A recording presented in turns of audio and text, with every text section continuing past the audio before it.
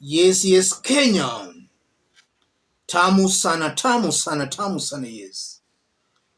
If you look at Daily Nation today and Taifa Leo today, the two newspapers carried a very interesting story where it's alleged that some cabinet secretaries have tendered their resignations to Ruto, but Ruto has refused to allow them resign. And Kenyans have been making fun of that. Why is William Ruto not allowing these cabinet secretaries to go? Let's have a look at a post by Pauline Njoroge.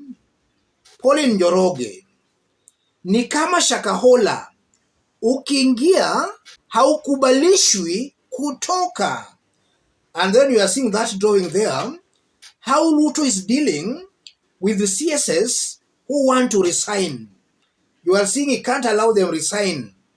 Some you can see their legs, their hands, they're trying to come out, but Ruto is not allowing them come out. In this video, I want to explain some reasons why Ruto is not allowing these cabinet secretaries resign, if at all there are some who are willing to resign. Let's first of all have a look at some reactions amongst Kenyans on that. Oscar Goodman, he know once one resigns, it will be a free fall.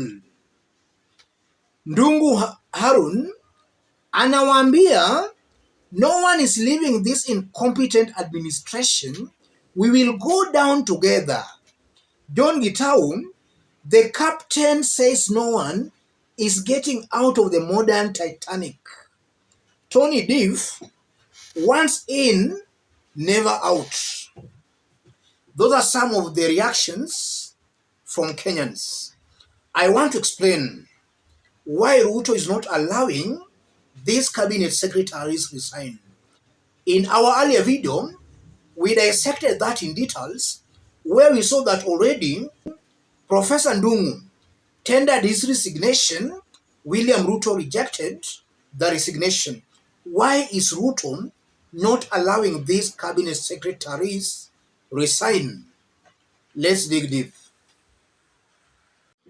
The first reason, Ruto knows that in the event one resigns, then it will be a free fall, just as one Kenyan there has stated.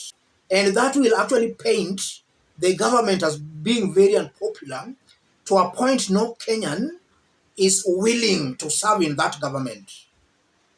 So Ruto is just trying to avoid that.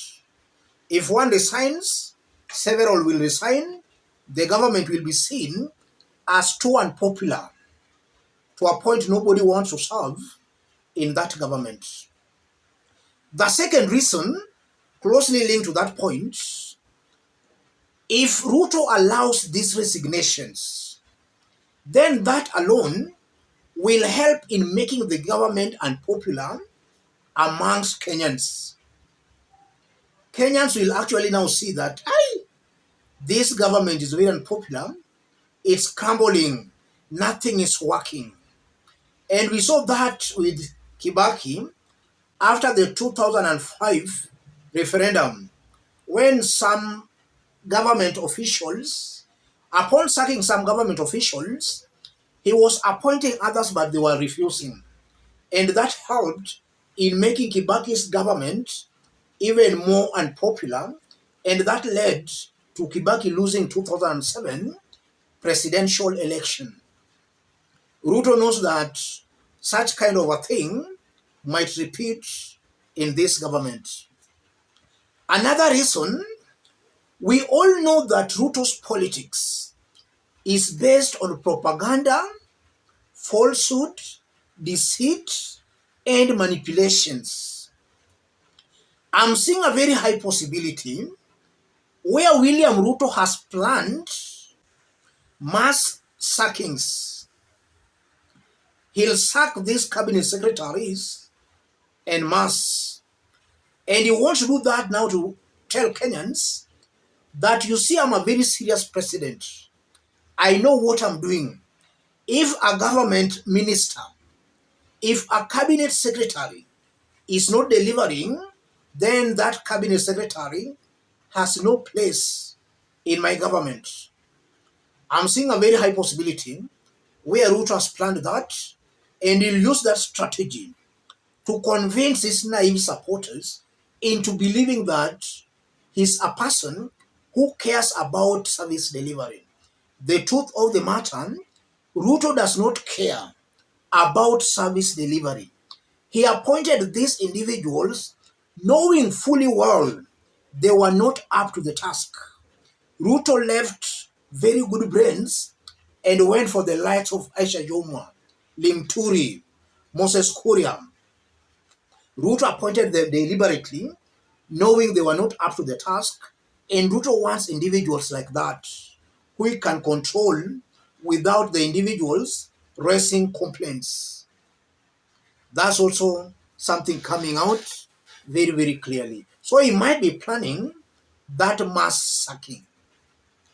Another reason why Ruto is not allowing these cabinet secretaries to resign, Ruto suffers the fear of the unknown. He's not just sure what will follow after that. What will happen after these people start resigning? So Ruto is also afraid of the unknown. And that can confirm that Ruto is not very sure on the stability of his government.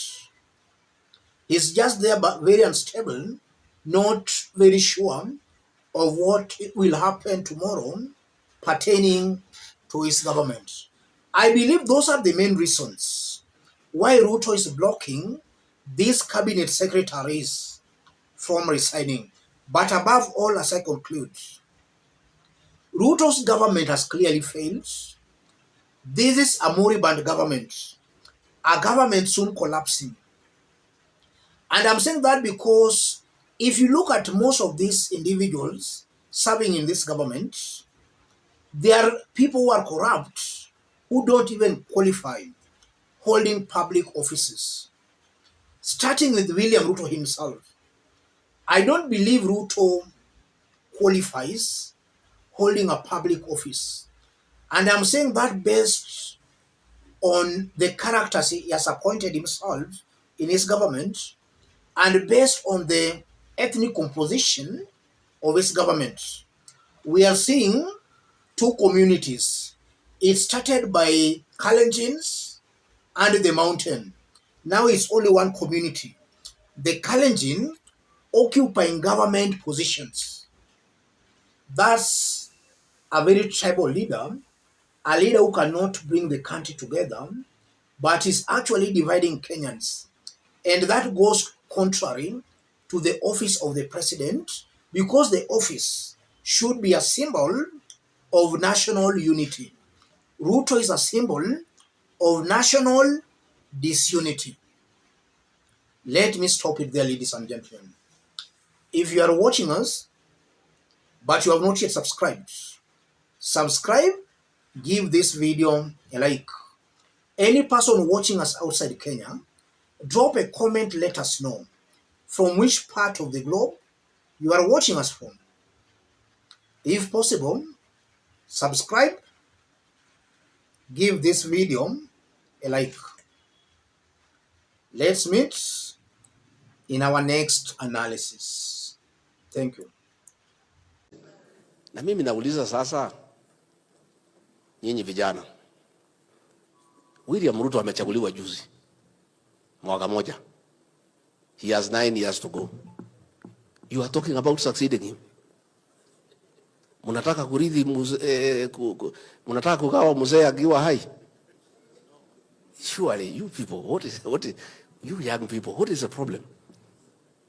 President has just been elected. Si ni mwaka moja. Ati watu naanza kusema ati ni mimi ati huyu ndiye atasucceed year 2032. Kwanza, it is disrespectful to the president. Hiyo ni kukosa heshima kwa kiongozi. Sasa kiongozi amechaguliwa tu just last year. ako hapa ndio ana settle down kupanga kazi, wewe unaanza kusema ati mimi in 9 years nitarithi. Nani anakuambia utakuwa uhai? How do you know? 9 years is a very long time.